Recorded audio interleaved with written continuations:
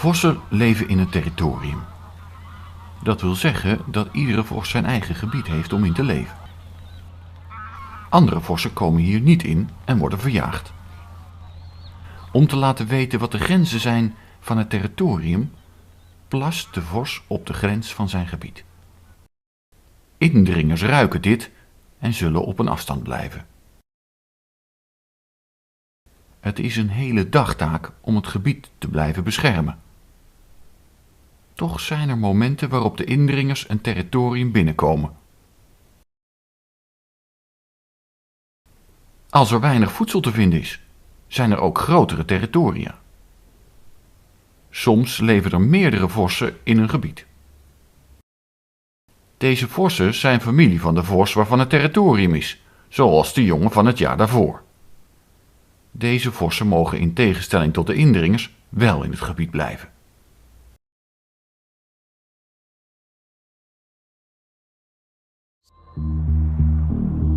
Prairie dogs have many predators to fear, and they respond to each in different ways. Here's a call for a hawk. Usually it's a single chirp. When the alarm goes up for a hawk, the prairie dog stands bolt upright. This is the call for a coyote. The call for a distant coyote sends them scurrying to the edge of their burrows. And a nearby coyote alarm sends them underground. The calls are crucial to survival. Get the call wrong, and the prairie dogs get eaten. The calls sound similar, but as with Chinese and other tonal languages, tiny differences in tone convey big changes in meaning. With some practice, we can hear the difference after maybe about 2 or 3 days. So we hear an alarm call and everybody looks around and says, "Where's the coyote?"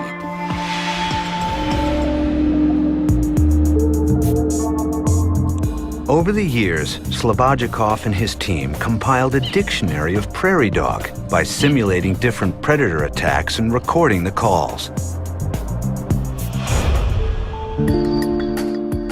In the lab, the sound waves of individual barks are converted into visual graphics. The call itself is a very complex acoustic waveform, and this is simply a pictorial representation.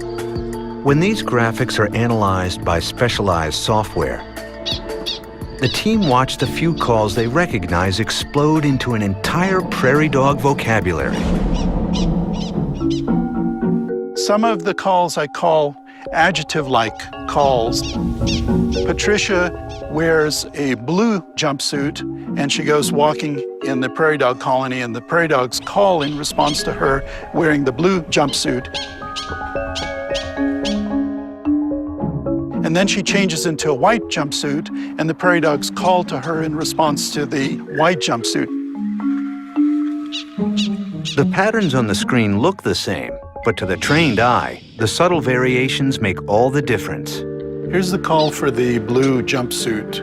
It is a typical human call, but there is a trailing edge which denotes the color blue. And here is a white jumpsuit. Again, a typical human call, but it's got a buzz on the upper and the lower part. So this part codes for white here, and this part codes for blue here.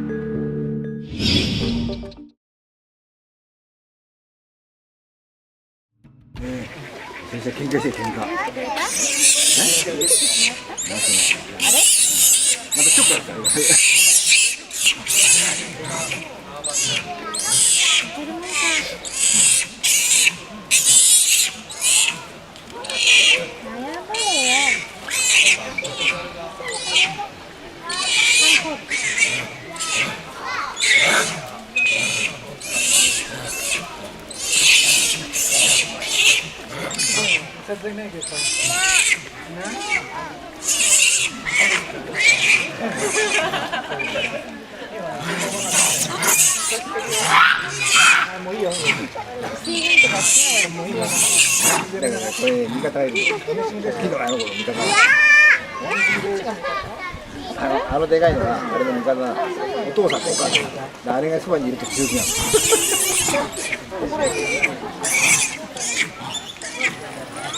でもあのあれの年の上なの。だからみんなほら。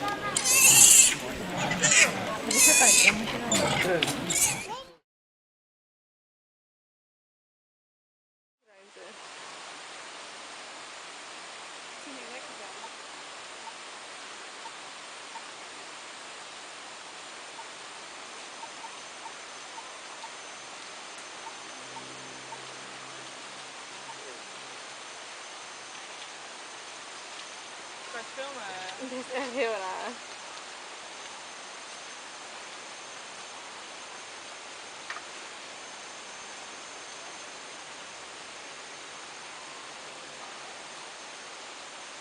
Dit is echt te gek.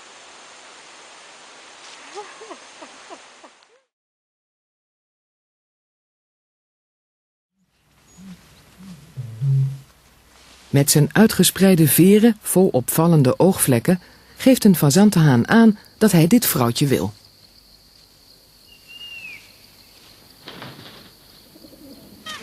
De pauwhaan ritselt met zijn veren en spreidt ze uit tijdens het balsen.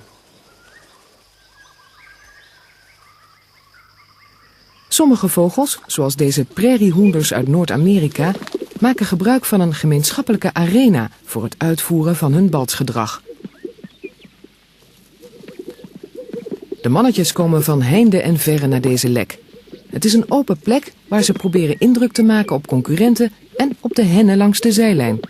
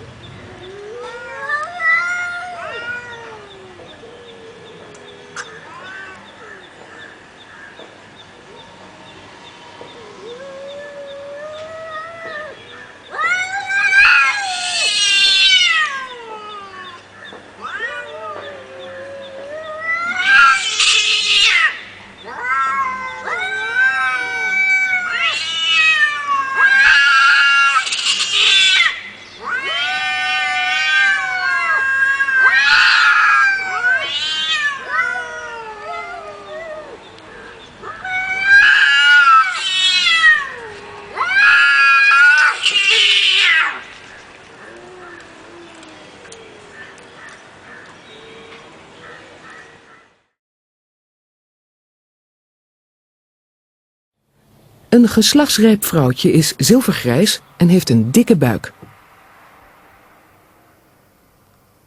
Als het mannetje een wijfje opmerkt, zwemt hij naar haar toe en weer terug. Keer op keer herhaalt hij dit. Hij voert de zigzagdans uit.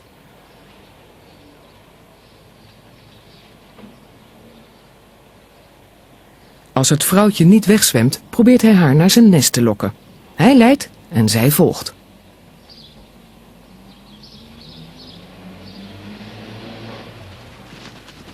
Nu gaat het mannetje op zijn zij liggen en wijst het vrouwtje de ingang van het nest.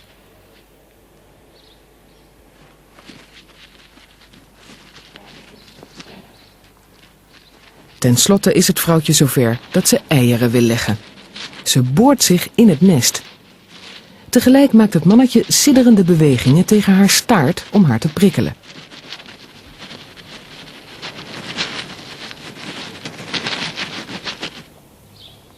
Ten slotte kruipt ook het mannetje door het nest om de eieren te bevruchten.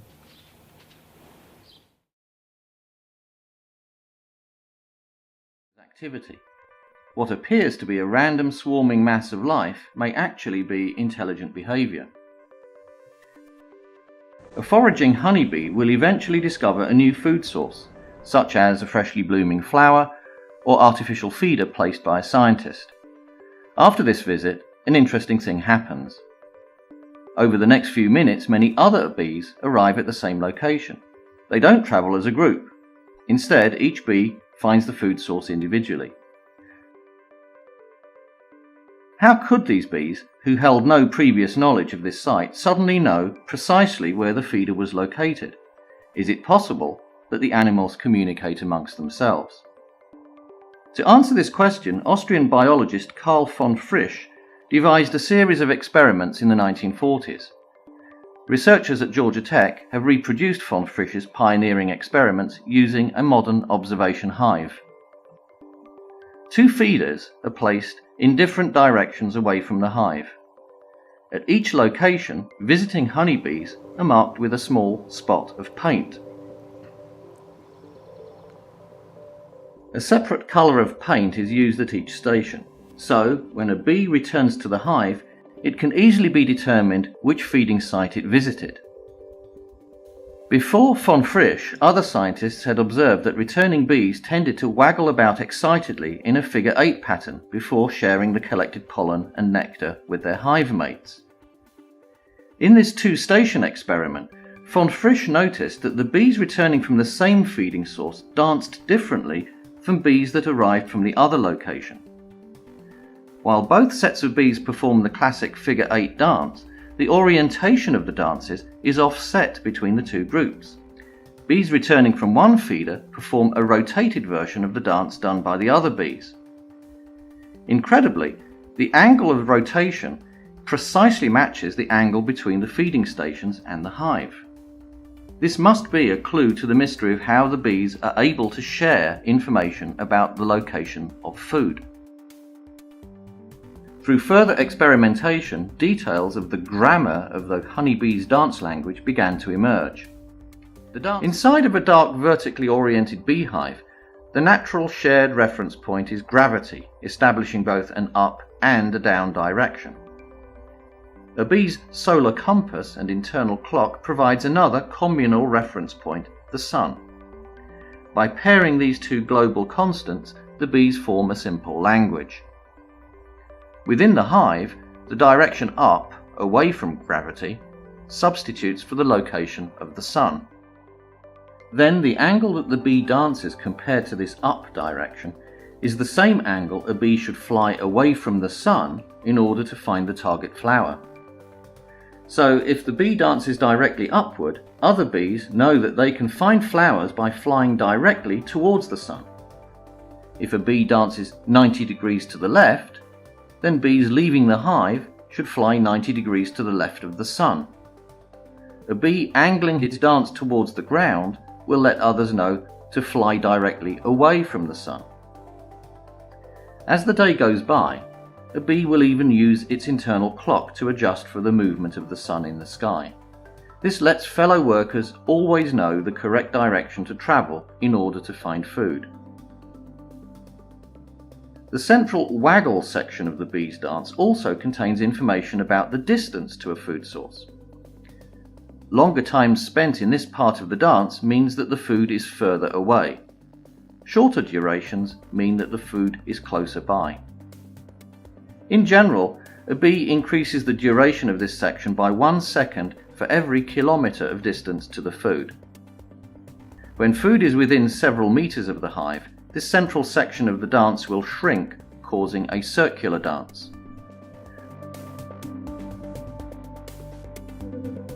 For bees, distance is actually measured by the amount of energy it takes them to travel. Thus, a strong headwind could cause a bee to dance as if the food came from a further distance away. Again, the information contained in a honeybee's dance consists of two parts. 1. The orientation of the dance, which describes what angle to travel away from the sun, and 2. The duration of the middle part of the dance, which expresses the distance of a food source away from the hive. Other information, such as quality or abundance of food, might also be encoded within other parameters of the dance or in pheromones released by the bee.